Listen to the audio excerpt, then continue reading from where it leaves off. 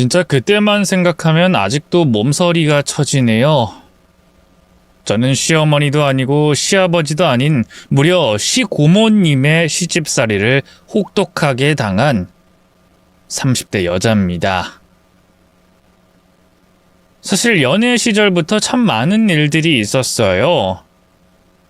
시어머니께 처음 인사드리러 갔던 날 시고모님을 처음 마주하게 됐죠.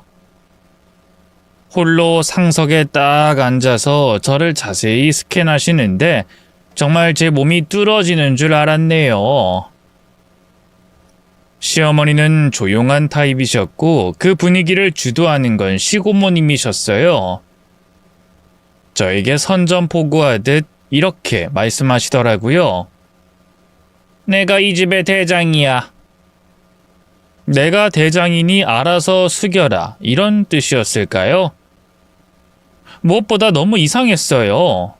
시고모님이 집안의 우두머리라는 게 솔직히 좀 웃기잖아요. 물론 사연은 있었어요. 시고모님은 잠깐 결혼 생활을 하셨지만 잘 안 됐는지 일찌감치 갈라선 후 그 뒤로 쭉 혼자 살고 계시다고 했어요. 그러다가 몇 해 전 시아버지께서 돌아가신 후 그 빈자리를 채워준답시고 시어머니의 집에 거의 얹혀 살다시피 했다고 하네요. 아무튼 그날 시고모님의 질문 공세를 엄청나게 받았어요. 거짓말 하나 안 보태고 질문 100개 이상은 받았을걸요? 나중에는 진이 빠지더라고요. 저희 집안의 사돈의 팔촌의 직업까지 아주 빼곡하게 물어보시더니 그제야 만족하신 듯 간단한 건 이제 다 물어봤어. 자세한 건 차차 알아가자고 하시더라고요. 기겁했죠. 저에게 더 이상 궁금하실 게 없을 줄 알았는데 고모 입장에서 조카 며느리에게 이렇게도 궁금한 점이 많다니. 조카 사랑이 남다른 건 알겠지만 이건 도가 너무 지나치잖아요.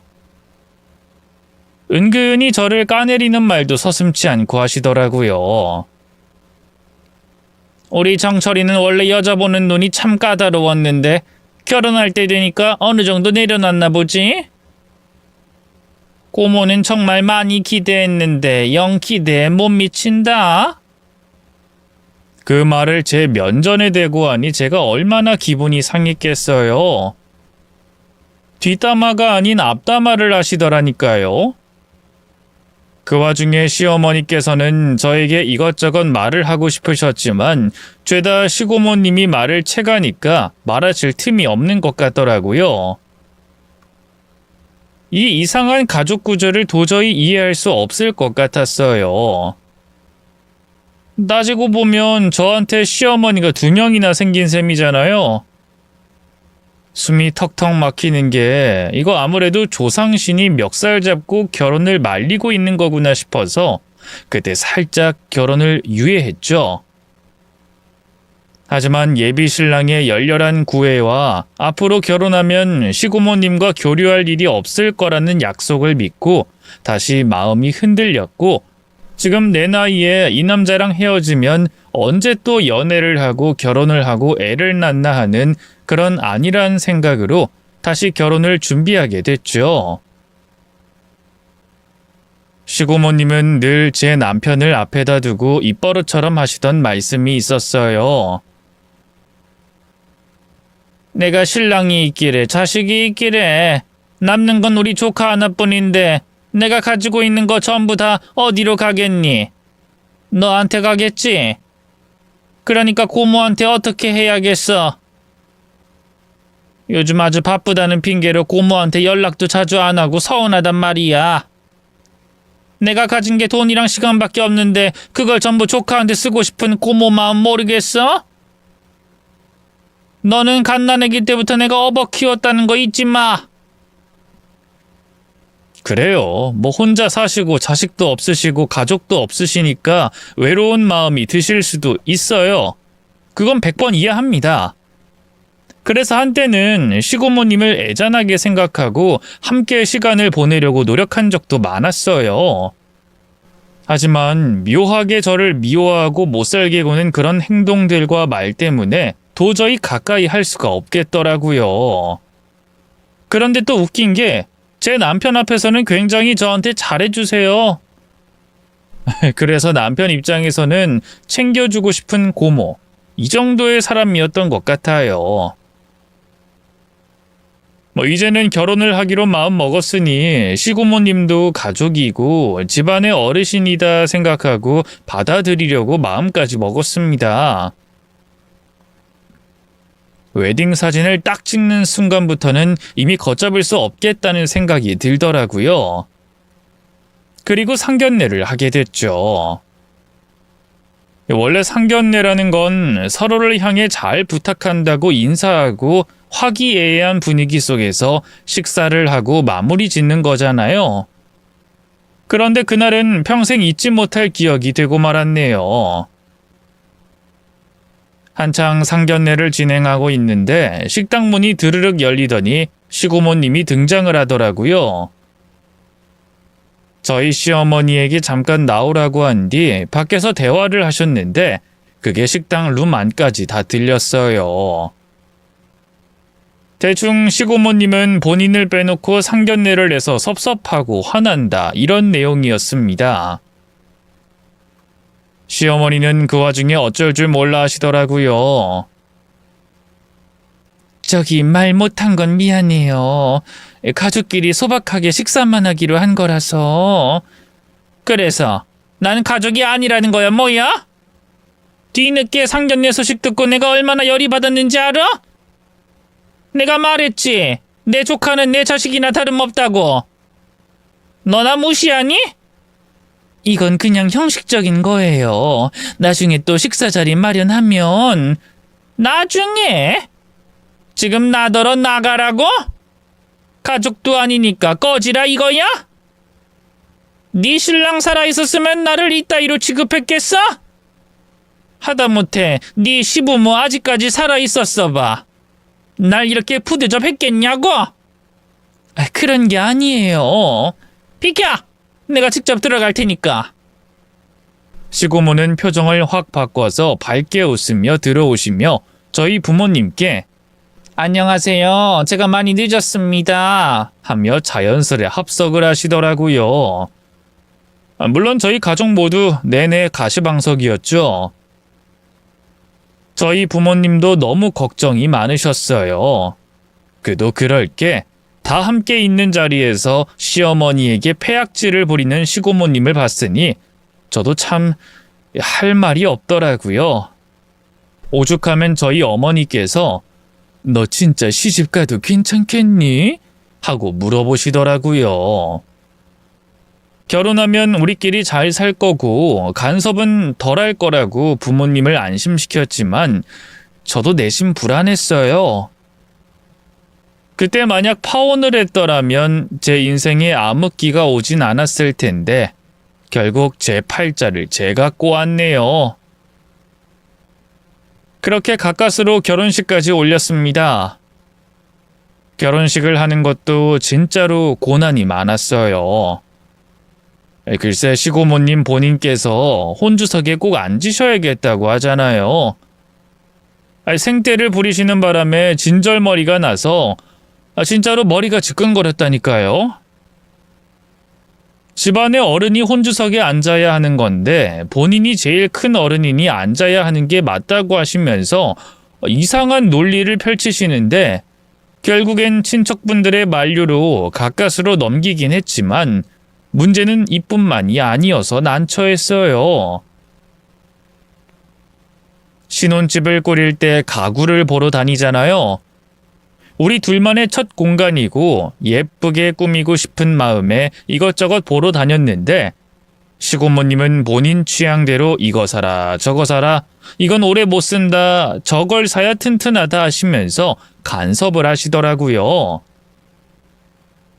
밝은 색상의 소파를 사고 싶었는데 시고모님께서 그건 안 돼. 어두운 걸 사야 오래 쓰지. 하면서 제멋대로 주문을 하시고는 배달까지 시켜놓으셨더라고요. 그땐 저도 폭발해서 시고모님께 용기 내서 한마디 했네요. 고모님, 저희 살림은 저희가 알아서 꾸밀게요. 걱정 많으신 건 아는데 저희도 나름대로 생각이 있어서 그래요. 앞으로 걱정 안 해주셔도 됩니다. 걱정이 아니라 내 권리인 거지. 아직도 이해를 못하니? 너도 이제 이씨 집안의 사람이 됐으니 이씨 집안 어른의 말을 따라야지. 네 멋대로 굴면 그게 며느리야? 너희 집안 어르신들 얼굴에 먹칠하고 싶지 않으면 내 말에 토달지 말고 알겠습니다 하고 따라야지. 뭔 말이 이렇게 많아? 내가 너 예전부터 마음에 안 들었는데 말이야. 결혼 허락해준 건 네가 노력하는 모습을 보였기 때문이야. 그러니 앞으로 어떻게 해야겠어? 노력하는 모습을 더 보여줘야겠지. 내 기대를 깨 생각하지 말고 앞으로 잘 좀 했으면 좋겠네. 할 말은 많았지만 꼭 참고 듣기만 했습니다. 도저히 시고모님께 대들 용기가 나지 않았거든요. 폭군처럼 집안을 헤집고 다니시는데 제가 뭐라고 그분을 뜯어 말리겠어요. 그래서 시간이 지나면 조카에 대한 사랑이 점점 무뎌지고 거리도 멀어지겠거니 생각하며 넘겼습니다. 모셔야 할 분이 하나 더 생긴다는 건 생각보다 훨씬 더 번거로운 일이었습니다. 생신도 한 분을 더 챙겨야 하고 어버이날에도 시고모님을 안 챙기기에는 좀 민망하고 기념일마다 전화를 돌릴 때도 시고모님을 꼭 챙겨야 했어요. 때로는 그런 생각도 들더라고요. 만약 시고모님이라는 존재가 없었더라면 참 편하고 행복한 결혼 생활이었을 텐데 왜 나는 이렇게 불행하지? 그 정도로 시고모님은 저에게 있어 스트레스의 근원이었어요. 가장 민망할 때가 언제였는지 아세요? 저를 앞에 두고 시고모님이 시어머니를 구박할 때였어요. 유독 여자들끼리 모이는 걸 좋아하던 시고모님이었기 때문에 저희 셋이서 모일 때가 많았거든요. 물론 제가 막내라서 항상 불편하고 껄끄러웠지만 어쩌겠어요. 부르시는 걸 거절할 수 없어서 매번 참석했는데 만날 때마다 시어머니를 엄청나게 까내리시더라고요. 야, 네 시모가 얼마나 볼품없었는지 아냐? 그나마 우리 집에 시집와서 얼굴도 피고 사람답게 변한 거지. 예전엔 그냥 딱 얼굴이 시꺼멓고 울퉁불퉁한 게 감자 같았다니까? 하긴 식모살이 하던 집안에서 뭘 먹고 자랐겠어. 감자만 먹고 살았으니 얼굴도 달덩이처럼 부었던 거겠지. 그래서 사람은 가정 환경이 중요한 건데. 야, 그 얘기하니까 갑자기 감자 쪄서 소금에 찍어 먹고 싶다. 집에 감자 있지? 좀 쪄와봐. 시고모님은 정말 집에서 손 하나 까딱 안 하셨어요. 모든 걸 저희 시어머니에게 명령하셨습니다.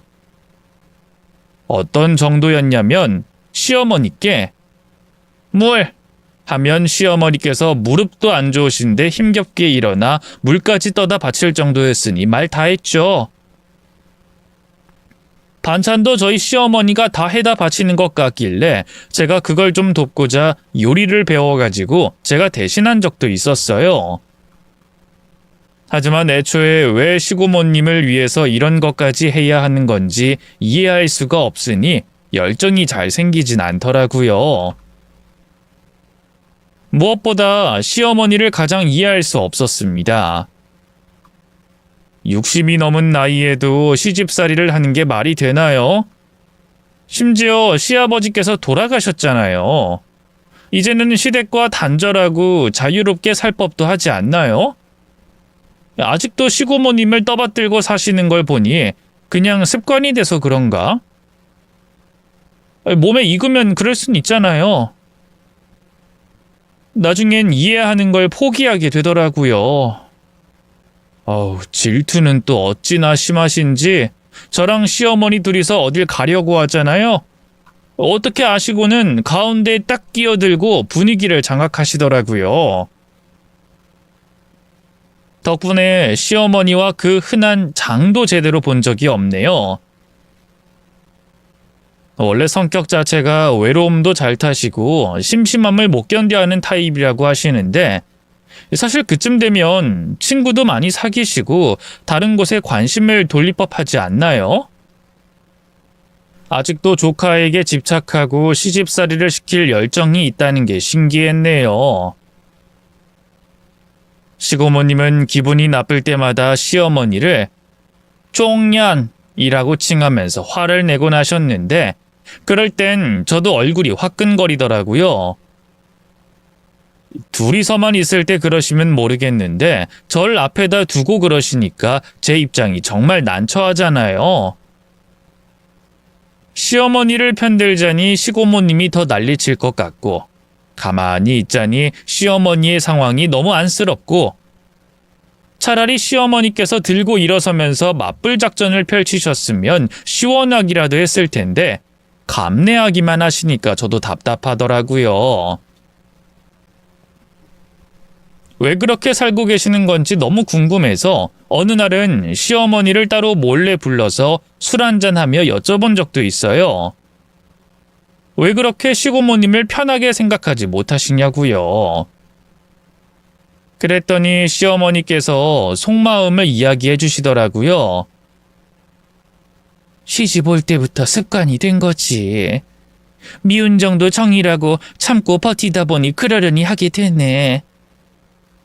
그래도 예전보단 성질이 많이 죽은 거야. 성격은 저래도 마음이 참 따뜻해. 그걸 내가 아니까 지금까지 받아주는 거지. 마음이 따뜻하시다고요? 저는 잘 모르겠는데 그냥 무섭기만 해요. 우리 집안이 어려울 때 돈도 척척 내주고 무엇보다 우리 아들 어렸을 때 계곡물에 빠진 적이 있거든? 그때 몸 던져서 우리 아들 살려내준 사람이 바로 네 시고모야. 그때부터 나는 그분이 날 못살게 굴든 말든 다 받아주기로 했지. 우리 아들 목숨 살려준 대가라고 생각해. 네 시아버지 돌아가셨을 때도 우리가 얼마나 형편이 어려웠는데 그분 아니었으면 우리 죄다 길가에 나 앉았을걸?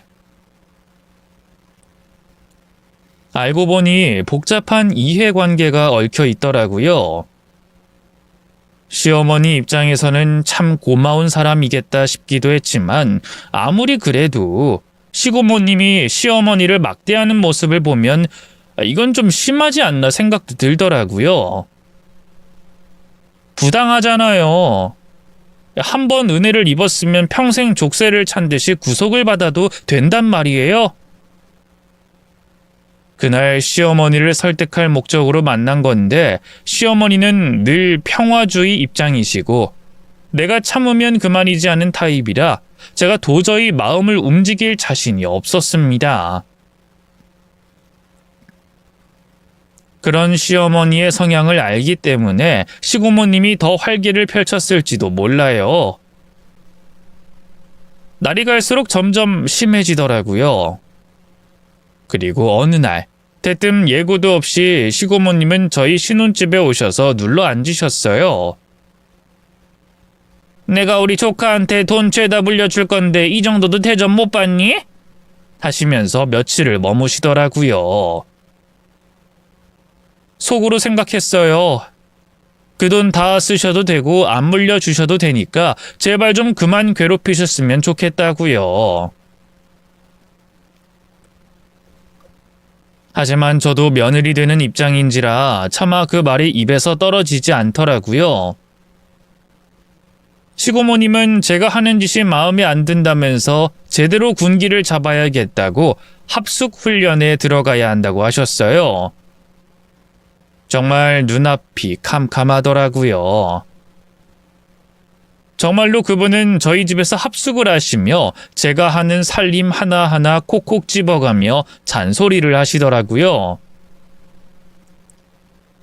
정말 어이가 없었던 건 제 앞에서는 그렇게 폐악질을 일삼으시면서 남편이 퇴근을 하면 그 앞에서는 불쌍한 척을 하더라고요. 아유 허리 아파. 정철아, 내가 이 나이에 이 짓거리까지 해야겠니?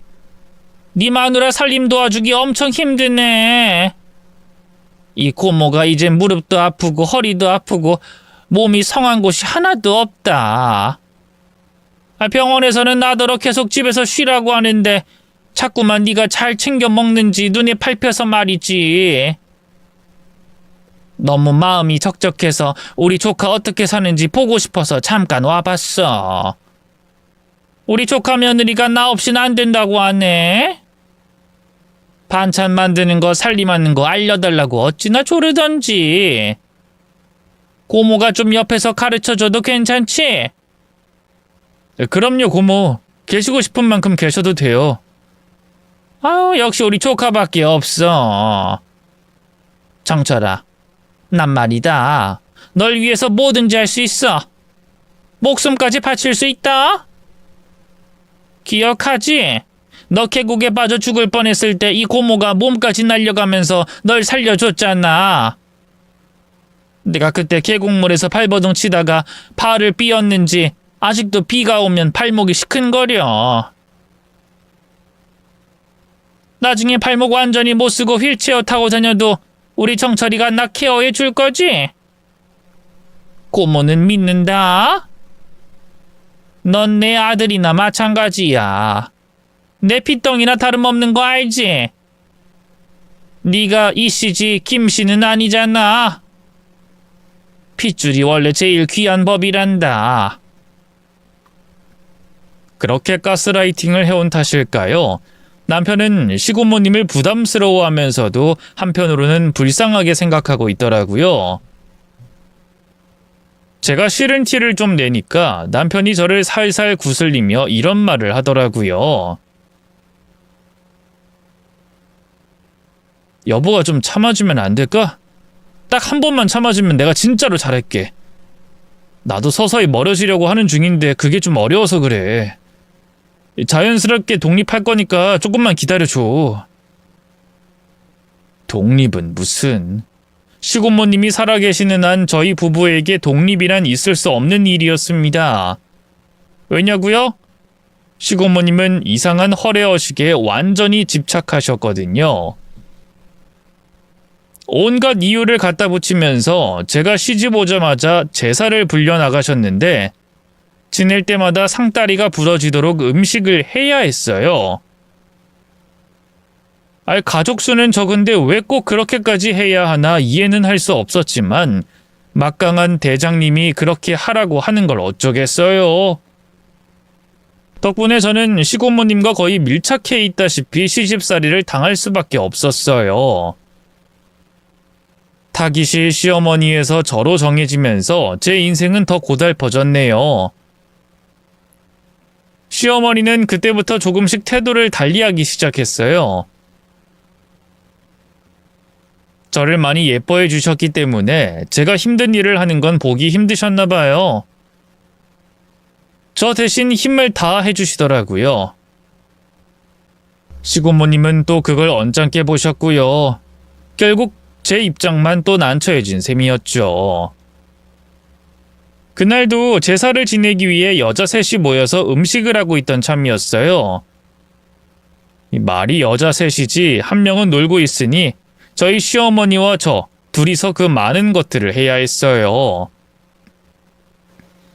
그날도 평소와 다름없이 무사히 지나가겠거니 생각하고 묵묵히 부엌에서 전을 뒤집고 있는데 어느 순간 짝 하는 소리가 들리더라고요. 너무 놀라서 뒤돌아 거실로 향했더니 믿지 못할 광경이 펼쳐졌어요. 글쎄 저희 시어머니께서 고개를 푹 숙이고 볼을 감싸고 계셨고 시고모님께서 삿대질을 하며 역정을 내고 계시더라고요. 누가 봐도 지금 뺨을 맞은 상황이잖아요. 그런데 시고모님은 화가 안 풀리셨는지 계속 소리를 지르시더라고요. 너 지금 뭐라고 했어? 다시 한번 말해봐. 뭐가 어쩌고 어째? 제사는 저까지만 하고 며느리부터는 그만하는 걸로 하고 싶어요. 네가 뭔데 이래라 저래라 야! 조상님들 마주하는 거 부끄럽지도 않아? 너무 고생하잖아요. 전 할 수 있어요. 괜찮아요. 하지만 요즘 젊은 애들은 이런 거 감당 못해요. 이씨 집안에 시집을 왔으면 감당해야지. 그리고 네가 무슨 자격이 있어? 옛날엔 내 앞에서 찍소리도 못 냈던 게 이젠 시어머니 됐다고 며느리 감싸는 거야 뭐야? 조금씩 음식수라도 줄이자고 계속 얘기했는데 들어주지도 않았잖아요. 그리고 이 집안의 며느리로서 저는 할 만큼 했다고 생각해요. 그래? 정말 그렇게 생각해? 네가 우리 집안에 해준 게 뭐가 있는데? 밥만 축내고 신랑 등에 빨대나 꽂았지. 네가 스스로 할 수 있는 게 뭐가 있었는데? 어디서 굴러먹다 온 줄도 모르는 종년 계집에 겨우 받아들여줬더니 감히 네가 내 등에 칼을 꽂아? 네가 우리 집안에 들어온 이후로 제대로 되는 일이 하나도 없었어. 내가 준 돈으로 호의호식하는 주제에 내 말을 거역하겠다 이거야? 검은 머리 짐승은 걷어 키우는 게 아니라더니 딱 이걸 보고 하는 말이네. 야, 네가 어떻게 나한테 대들어? 며느리 앞이라서 자존심 세우는 거야? 괘씸한 년. 그리고 욕 좀 그만하세요. 60 넘은 여자한텐 년년거리는 거 창피하지도 않으세요? 바로 그때였어요. 시고모님은 부들부들 떨면서 시어머니를 노려보시더니 손을 들어 또 한 번 뺨을 세게 내리쳤습니다. 시어머니는 양쪽 볼이 빨개진 채 훌쩍훌쩍 눈물을 훔치셨고 시고모님은 그런 시어머니를 똑바로 쳐다보며 가서로운 듯 이렇게 말씀하셨어요. 네 며느리 앞에서 이러니까 싫으냐? 어? 그러게 좀 잘하지 그랬어. 오냐오냐 해줬더니 어디서 자꾸 기어들어? 네 주제를 알아야지. 그땐 저도 놀라서 시어머니에게 달려갔고 그 앞을 가로막았습니다. 너무 화가 나서 견딜 수 없겠더라고요. 그래서 저도 모르게 시고모님께 빽하고 소리를 질렀어요. 그만 좀 하세요. 왜 때리고 그래요? 이젠 너까진 나한테 대든다 이거야? 아주 쌍으로 정신이 나갔구나. 둘이서 뭐 작당 모이라도 했어? 같이 집온 주제 어디서 눈을 똑바로 뜨고 어른한테 대들어? 미쳤어? 네, 고모님이 저를 아주 미치게 만드시네요. 며느리는 뭐 사람도 아니에요? 마음에 안 들면 뺨 때리고 욕해도 되냔 말이에요. 지금 여기가 계급사회도 아니고 왜 사람을 벌레 취급하듯이 깔아뭉개냐고요? 너 진짜 웃기는 애네? 지금 감히 나한테 소리를 질러? 어떻게 그런 생각을 해? 어른한테 막 대들라고 너희 집에서 그렇게 가르쳤어? 너도 못 배워먹은 년이구나. 시모나 며느리나 똑같네. 아주 끼리끼리 만났어. 그러니까 지들끼리 아주 짝짝꿍이 잘 맞는 거겠지. 너 이딴 식으로 버릇없게 굴 거면 차라리 애 없을 때 이혼해. 우리 정철인 너같이 발랑 까진 년한테는 도저히 못 맡긴다. 여자가 돼가지고 아주 눈을 시퍼렇게 뜨고 반항이 나고 말이야. 저희 결혼 생활을 왜 고모님께서 관여하세요? 저흰 저희끼리 알아서 잘 살게요. 이제 더 이상 간섭하지 않으셔도 됩니다. 고모님이 헤어지라고 하면 저희가 진짜 헤어져야 돼요? 왜요? 왜 그래야 되는 건데요? 야! 어디서 말대답이야. 사람 속 뒤집어 놓으려고 환장했어? 아주 제대로 돌았네. 드디어 미쳐 돌았어. 이 시집안에 시집을 와놓고 시어른이 나한테 아무 간섭을 하지 말라고? 어? 이야, 진짜 요즘 젊은 것들 진짜 무섭네. 너도 맞아봐야 정신을 차리지? 어디 한번 때려보세요. 경찰에 신고할 거니까. 폭력은 가족끼리도 절대로 용납할 수 없는 거 아세요? 그리고 따지고 보면 저희 가족도 아니시잖아요. 고모님이 저한테 이래라 저래라 할 권리 없으세요. 저한테 가족은 남편이랑 시어머니뿐이라고요. 시고모님은 제 말에 기가 차셨는지 헛웃음을 보이시더니 결국 제 머리채를 확 낚아채시더라고요. 야, 너 내가 오냐오냐 해준다고 아주 우스워 보이지? 내가 어떤 사람인지 알아? 알면 넌 나한테 꼼짝도 못할걸? 순간 저도 무섭더라고요. 숨을 가쁘게 쉬고 있는데 바로 그때 현관문 열리는 소리가 들리더니 남편이 등장했습니다. 그랬더니 시고모님이 어떻게 했는 줄 아세요? 바로 제 머리채를 잡던 손을 놓고 실신을 하는 척 하시면서 자리에 털썩 주저앉으시더라고요. 남편은 바로 시고모님께 무슨 일이냐고 물어봤고 시고모님은 남편에게 고자질하듯이 이렇게 말씀하셨습니다. 아이고, 내가 진짜 제명에 못 살 것 같다. 정철아, 이게 말이 되니? 난 그냥 집안 어르신 모시는 제사 좀 잘 지내보고 싶었던 마음이었는데 네 엄마랑 네 각시가 자꾸만 둘이서 편을 먹고 날 모함하려고 든다. 모함이라뇨? 그게 무슨 말씀이세요? 넌 아무것도 몰라. 나더러 가족이 아니니까 간섭도 하지 말래. 지들끼리 알아서 하겠다고 이 시집안 제사를 지들끼리 멋대로 없앤대. 아주 싹을 뽑아버리겠단다. 이러니 내가 화가 안 나? 어떻게 이어온 가문의 전통인데 어떻게 그걸 단숨에 없앤다고 할 수가 있어?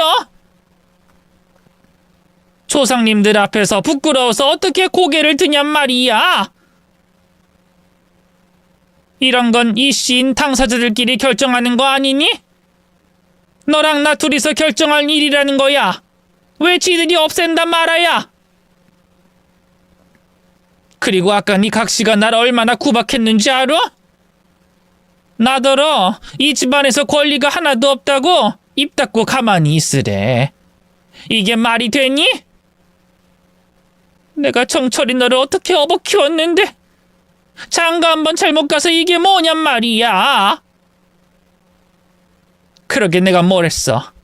교육 잘 받은 현명한 아가씨 데려오라고 했지.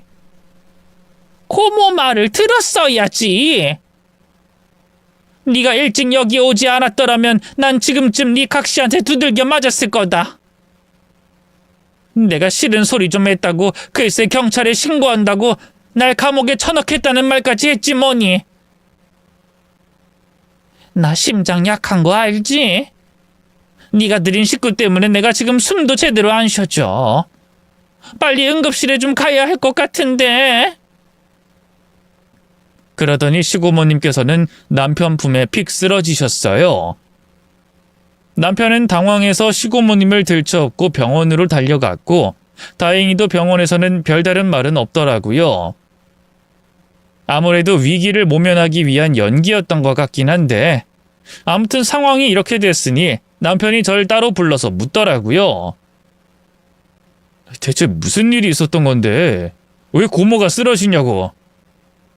말해도 못 믿을 거면서. 내가 왜 못 믿어. 상황을 알아야 파악을 하지. 아까 고모님이 시어머니 뺨을 때리셨어.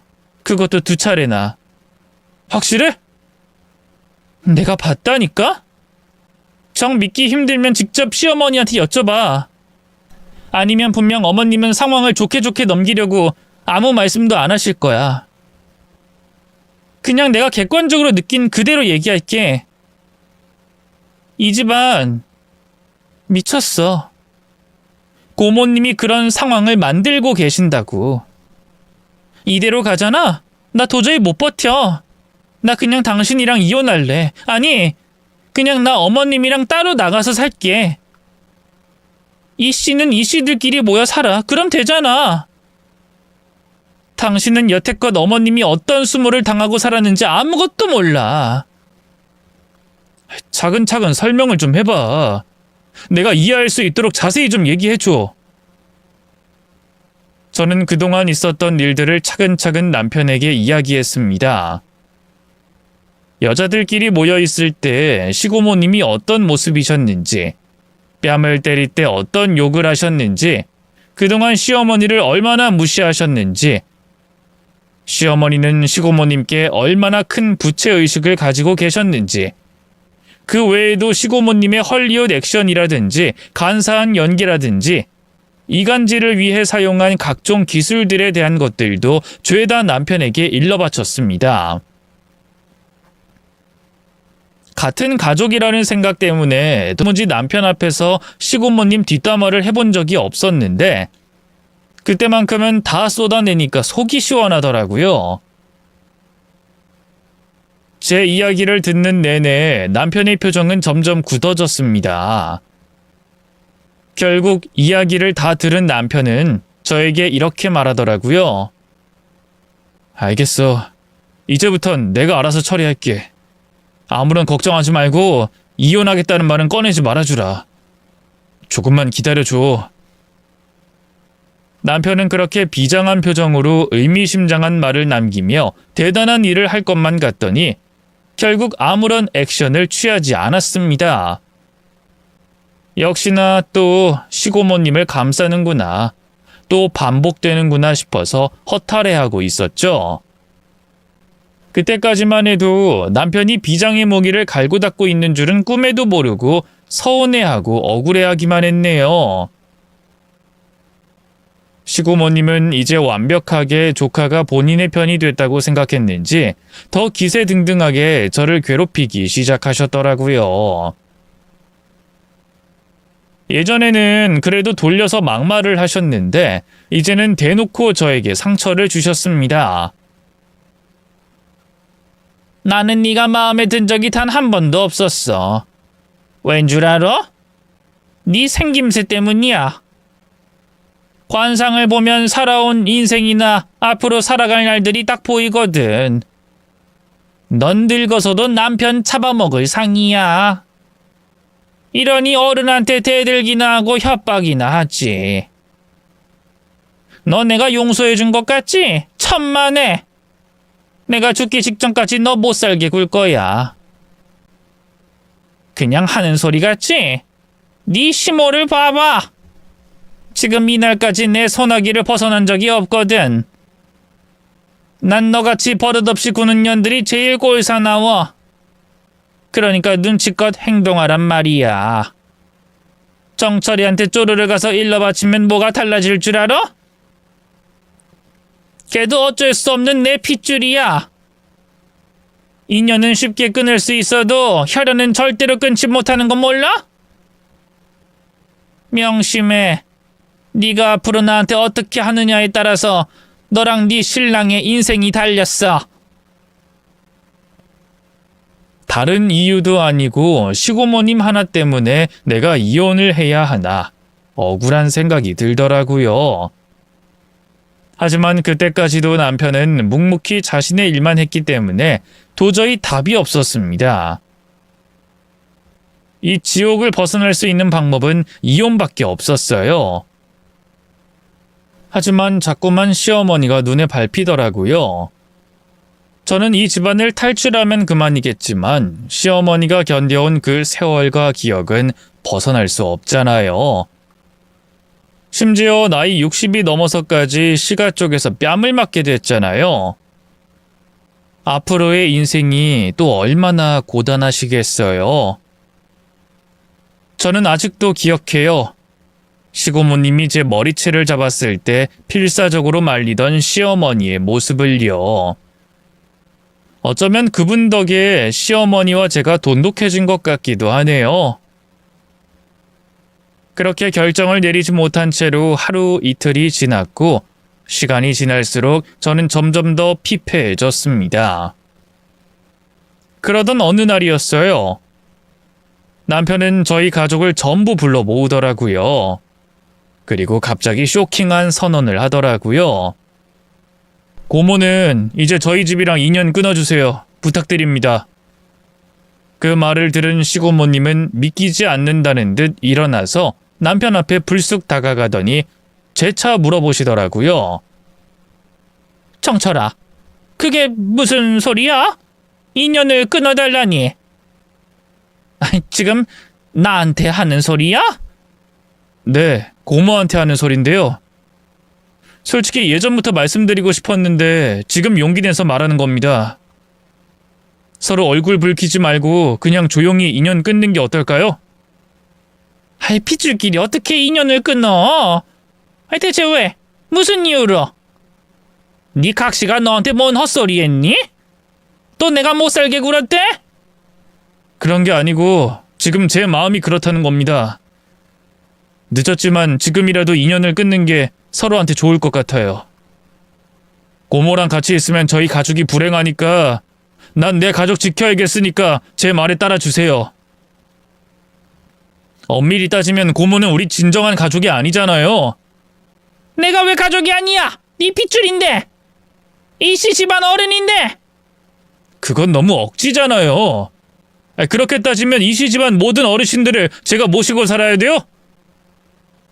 저는 저를 낳아주신 저희 어머니랑 제가 선택한 여자인 와이프만 있으면 충분하다고요. 왜 자꾸 억지를 부리세요? 네가 어떻게 날 배신할 수 있냐? 내가 너한테 어떻게 했는데?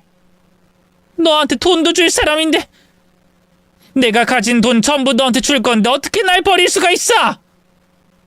네, 말이 나와서 하는 말인데 그 돈 진짜 고모 거 맞아요? 내 돈이 내 거지 그럼 누구 돈인데? 너무 이상했어요. 저희 아버지가 그렇게 열심히 일을 하셨는데 땡전 한 푼 남기지 않고 떠나셨다는 게 도무지 이해할 수 없었거든요. 그래서 돌아가시고 뒤에서 좀 알아봤어요. 친척분들이 그러시더라고요. 고모가 저희 아버지 정신 없을 때를 틈타서 조용히 서류를 조작했다고. 그렇게 재산을 야금야금 훔치셨다고. 저희 아버지 생전에 고모랑 같이 사업했잖아요. 아버지 몫을 빼돌렸다고 하던데. 야, 증거 있어? 내가 그랬다는 증거 있냐고? 돈 거래는 증거가 차고 넘치죠. 지금 이 자리에서 증거 보여드릴 수도 있다고요. 그래요. 그건 그럴 수 있다 쳐요. 고모가 워낙 약삭 빠른 거 잘 알고 있으니까 충분히 저희 엄마 등쳐먹고도 남을 인물이라고 생각했어요. 그래도 저는 참고 넘겼어요. 왜냐고요? 그래도 힘들 때 우리 도와주셨으니까. 양심의 가책을 느끼고 저희한테 돈을 반납해 주시는 줄 알았어요. 그런데 그걸로 생색내면서 저희 엄마를 괴롭히고 있을 줄은 몰랐죠. 천천히 조금씩 우리 아버지 돈 선심 쓰듯 주시면서 저희 조련하고 이용해 먹고 있을 줄은 몰랐다는 겁니다. 그래놓고 저한테 자식된 도리를 하라고요? 제가 왜요? 조카를 사랑한다면서 고모라면서 왜 우리 아버지 돈을 빼돌렸어요? 양심이 있으면 나한테 권리를 주장하지 말았어야지. 네가 뭘 알아? 그땐 다 사정이 있어서 그랬어. 네 아빠가 나한테 돈을 꿔간 걸 갚지 않으니까 내가 그렇게라도 한 거지. 굶어 죽을 뻔한 가족 살려준 게 누군데 감히 나를 의심해? 야, 솔직히 내가 냉정한 사람이었으면 뒤도 안 돌아보고 혼자 잘 살았지. 니네 가족 챙겨줬겠어? 고모는 혼자서 아무것도 못하잖아요. 식모가 필요했던 거겠죠. 밥 해줘, 빨래 해줘, 살림해줘. 전부 다 우리 엄마한테 시켰잖아요. 묵묵히 해주니까 당연한 줄 알고 종부리듯이 부려먹었잖아요. 어릴 땐 부끄럽게도 그게 당연한 건 줄 알았어요. 여자라면 시집가서 시댁을 위해서 헌신하는 게 당연한 의무인 줄 알고 살아왔어요. 하지만 커보니까 이게 얼마나 이상한 사상인지 알겠더라고요. 그리고 고모가 얼마나 이상하고 포악한 사람인지도 알겠더라고요. 제가 고모 편 드느라 가만히 있었는 줄 아세요? 인연끈을 준비하고 있었던 겁니다. 얕은 증거로는 도저히 납득하지 못하실 것 같아서 준비했던 거라고요. 너 정말 미쳤구나. 네가 나한테 이러면 안 되지. 잊었어? 너 어렸을 때 계곡물에 빠졌을 때 누가 널 살려줬는지 잊었냐고? 네, 똑똑히 기억나요. 그래서 더욱 말을 못했던 거고요. 너무 또렷하게 기억나서 혼란스러웠어요. 그땐 분명 나를 구해준 사람은 낯선 아저씨였는데 고모는 옆에서 쳐다보기만 했을 뿐인데 왜 자꾸만 어른들한텐 자기가 구했다고 거짓말을 하는 걸까? 왜 자꾸만 나를 세뇌하는 걸까? 혹시나 내 기억이 잘못된 건 아닐까? 어린 나이에 말도 못하고 혼자서 얼마나 끙끙 앓았는지 알아요? 결국엔 고모 목적대로 제대로 세뇌가 됐어요. 고모가 밉고 짜증날 때마다 그래도 날 구해준 사람인데 내가 너무하는 거 아닐까 스스로 자책하게 됐다고요. 이런 식으로 저희 가족을 손바닥 위에 올려놓고 장난감처럼 갖고 놀았던 거겠죠. 이제는 지긋지긋하니까 제발 빠져주시라고요. 좋은 말로 할 때 나가주세요. 네가 아무래도 결혼을 잘못해서 제대로 뭐에 씌었나 보다. 괜찮아. 고모가 다 이해할게. 기억이 잘못될 수도 있지. 그리고 고모한테 섭섭한 것도 많을 수 있다. 그래도 그런 건 가족들 앞에서 얘기하기보다는 당사자들끼리 말하고 푸는 게 우선이지. 지금 네 행동이 너무 경솔하다는 생각 안 드니? 그리고 너도 생각 잘해야 할 거다. 네 엄마는 너한테 물려줄 유산 한 푼도 없는 사람이야. 내가 가지고 있는 거 전부 네가 가질 건데 지금 나한테 하는 이 행동이 뭔가 잘못됐다는 생각 안 들어? 그 돈 원래 제 거잖아요. 아버지가 저한테 물려주시려고 했던 거 고모가 도둑질한 거잖아요. 저 그걸로 고소할 거예요. 반드시 받아낼 거고 고모랑 반드시 인연 끊을 거라고요. 바보 같은 우리 엄마는 당했을지 몰라도 전 달라요. 반드시 고모한테 복수할 거니까 그런 줄 아세요. 그나마 저희 엄마랑 친구처럼 잘 지내는 것 같아서 그냥 넘어갈까 싶었는데 빈자리를 채워준 게 아니라 그냥 한여가 필요한 거였더라고요. 저희가 언제까지 고모를 떠받들고 살아야 되는데요? 도둑질한 사람을 왜 존경해야 하냐고요? 그딴 식으로 나오면 저도 곤란하죠. 지금 상황 파악이 안 되세요? 고모 편 들어줄 수 있는 사람은 아무도 없어요. 고모가 지금 해야 할 건 저희가 뺏긴 돈 돌려주시는 거랑 진심 어린 사과입니다. 그것 말고는 하실 게 없어요.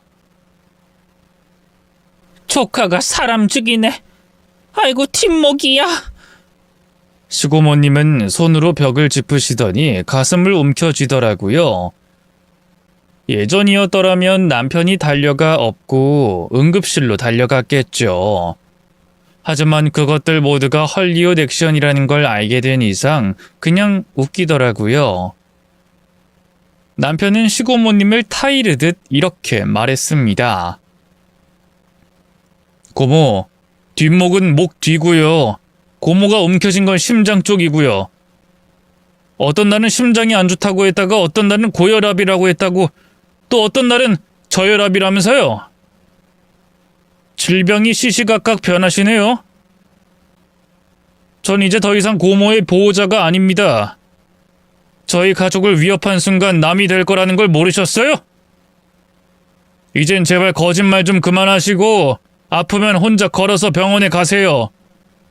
자존심 강한 시고모님이라면 분명 그때 화를 내고 집을 뒤집어 엎고 용서치 않겠다고 욕을 하고 삿대질을 한 후 문을 쾅 닫고 나갔어야 맞는 건데 시고모님은 제 예상과는 전혀 다른 행보를 보여주셨어요.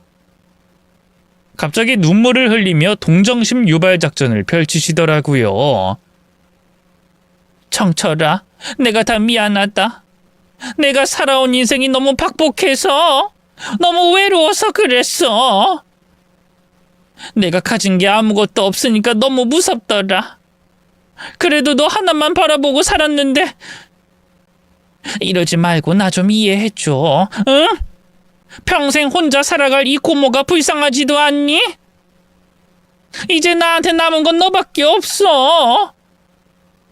내가 널 속상하게 했다면 할 말이 없지만 난 정말로 널 위해서 살았어. 그거 하나만은 진심이었어. 내가 가진 거 전부 준다니까? 내가 살면 또 얼마나 살겠니? 이 늙은 여자를 한순간에 내칠 수 있겠어? 그리고 그 돈 너한테 바로 줬어 봐. 네 씀씀이 아주 펑펑 써대면 낭비나 했겠지. 난 그 돈을 지켜준 거나 다름없으니 나한테 감사해 해야지. 듣기로는 고모가 그 돈 전부 탕진했다고 하던데 사실인가요? 아니야, 그대로 있어. 사실대로 말하세요. 제 손으로 직접 털어내기 전에. 아니, 사실은 내가 지인을 통해서 투자를 했는데 그게 좀 잘 안 됐거든? 근데 아직은 좀 두고 볼 일이라. 바로 그때였어요. 순식간에 시어머니께서 시고모님에게 달려들어 뺨을 내리쳤습니다. 시어머니가 그렇게 화가 나신 모습은 처음 봤거든요. 시고모님은 이 상황이 믿겨지지 않는다는 듯 눈을 동그랗게 뜨고 시어머니를 쳐다보며 묻더라고요. 네가 날 때렸어? 그래, 때렸다. 감히 우리 가족을 농락해?